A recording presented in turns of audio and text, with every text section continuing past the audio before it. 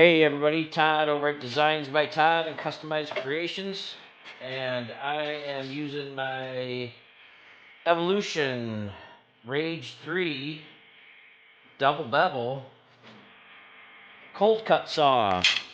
And I just got this. I got it at an auction, and it's been only used a couple of times. The person before me built this guard for it, or I'm sorry, not guard, but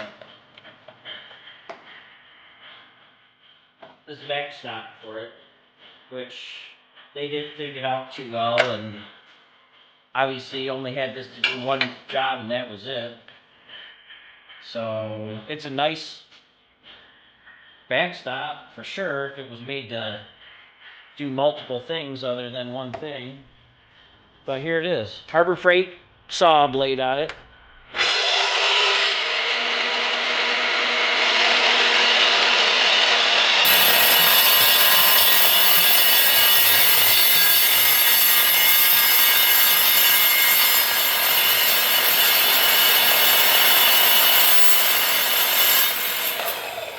And I'm cutting 1/8 inch 1x2 cold roll steel.